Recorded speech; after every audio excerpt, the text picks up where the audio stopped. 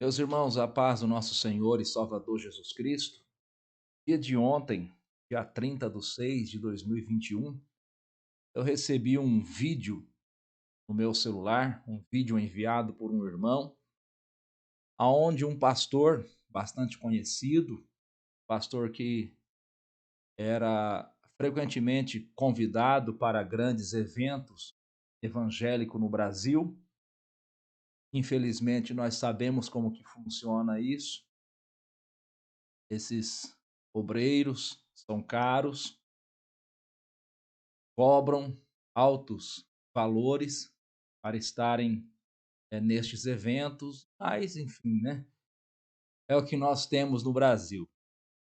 Certo é que veio a pandemia, muitos desses eventos diminuíram ou nem existem mais, e muitos destes pastores aí que abençoavam o povo em troca de 5, 10 mil reais, estão hoje passando dificuldade porque se acostumaram a viver com uma vida regalada, regada com dinheiro do povo evangélico e agora estão passando dificuldade. Mas enfim, isso é um outro assunto. O que eu queria dizer é que neste vídeo este pastor faz uma defesa do PT, dizendo que Lula foi um grande amigo da Igreja Evangélica Brasileira, ajudou a Igreja Evangélica Brasileira reconhecendo ela, legalizando, né, facilitando a legalização da igreja, a abertura de CNPJ, a lei da liberdade religiosa, enfim. O certo é que ele diz neste vídeo que o Lula foi muito bom para a igreja e que Bolsonaro está sendo um presidente ruim. Aí, meus irmãos, eu me lembro daquilo que a palavra do Senhor nosso Deus relata em Mateus capítulo 4, versículo de número 9, quando Satanás disse a Jesus: tudo isso te darei se prostrado me adorares. Eu até reconheço que, em parte, o governo Lula ajudou as igrejas na parte burocrática das igrejas, mas e o outro lado da moeda? E o mal que o governo Lula, governo Dilma, enfim, os governos petistas, e o mal que esses governos fizeram à igreja brasileira, e o mal que estes governos fizeram à sociedade brasileira. Porque nós não podemos, como evangélicos, olhar só para o nosso umbigo. Não podemos, como evangélicos, agir de forma leviana. Quer dizer, um governante está sendo bom para a igreja, está ajudando a igreja, está legalizando, está facilitando a parte burocrática da igreja. Oh, que coisa boa, esse governante é maravilhoso. Mas e o povo? E o país? E a nação? E a sociedade como um todo? É por isso que eu sou contra o voto de cabresto.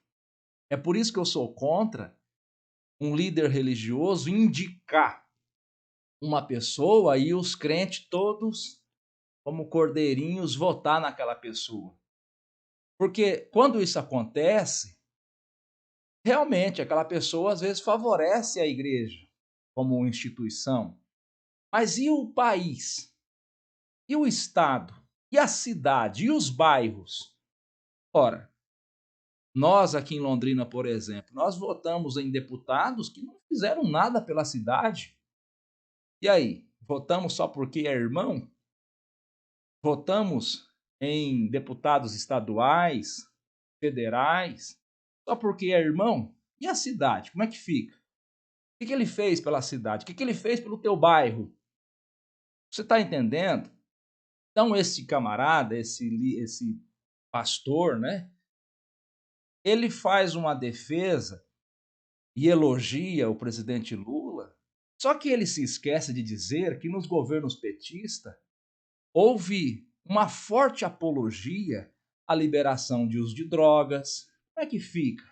Então eu, como evangélico, vou votar em uma pessoa que vai lutar para liberar o uso de drogas, ele se esquece de dizer que no governo petista, nos governos petistas, houve uma forte apologia, e a esquerda é especialista nisso, para a questão da ideologia de gênero, para a questão de ensinar às nossas crianças que menino precisa ser necessariamente menino, ele pode ser menina, e vice-versa. E daí, como é que fica?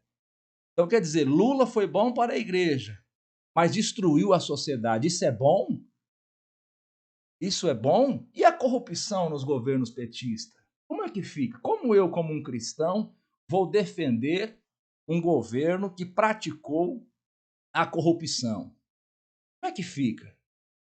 Como que fica a palavra de Deus? Como que fica os ensinamentos de Cristo sobre nós termos em nós a sede de justiça, conforme o Evangelho de Mateus, capítulo 5, versículo 6? Como é que fica? Então eu vou apoiar um governante cegamente, vou insistir neste apoio, mesmo sabendo que ele é um corrupto, mesmo sabendo que a minha nação não tem uma estrutura hospitalar, mesmo sabendo que a minha nação não tem uma estrutura boa no que diz respeito a escolas, e este governante gastou bilhões com Copa do Mundo e Olimpíadas, um evento de um mês, um evento feito para os ricos, evento este que, segundo reportagens da época, contribuiu para o surgimento no Brasil de doenças trazidas pelos estrangeiros que aqui vieram, e até hoje a nossa nação sofre com essas doenças. Como que eu vou apoiar um governante deste? Como? Como que eu vou apoiar um governante que pegou o dinheiro suado dos brasileiros e mandou para Cuba e mandou para Venezuela? É lógico que nós devemos ser solidários.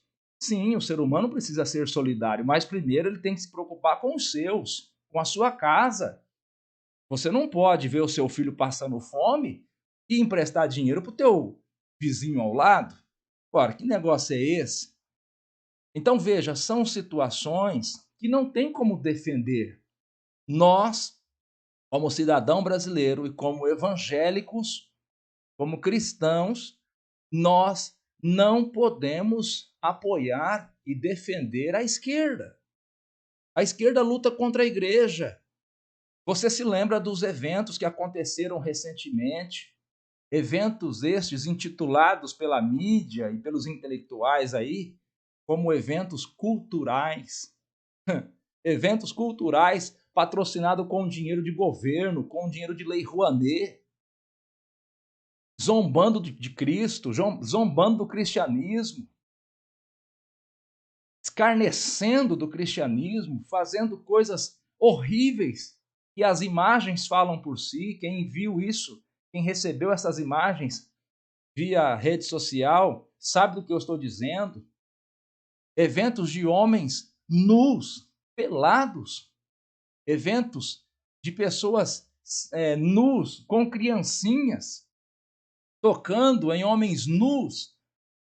Isso tudo financiado pelo Estado brasileiro, financiado com verbas públicas. E nós iremos apoiar um governo deste? E nós iremos apoiar uma coisa dessa? Este camarada, este pastor, que eu não conheço, recebia o vídeo e dizem que ele é famoso. Eu não sigo esse tipo de gente. Pessoas que cobram e se enriquecem às custas do evangelho. Eu não dou nem a mínima para eles. Esta pessoa, ou ele é uma pessoa que não tem conhecimento, coisa que eu não acredito que seja, ele tem conhecimento, ou ele está usando de má fé, ele tem interesse político, ele tem interesse financeiro para fazer uma defesa dessa. Ele chega a dizer no vídeo que não existe comunismo na China. Meu Deus do céu! O partido que governa a China há quase 70 anos, cerca de 70 anos, é o Partido Comunista Chinês. Isso é um absurdo. Isso é enganar os irmãos e as irmãs que são simples e que acreditam ainda na palavra de homens como ele.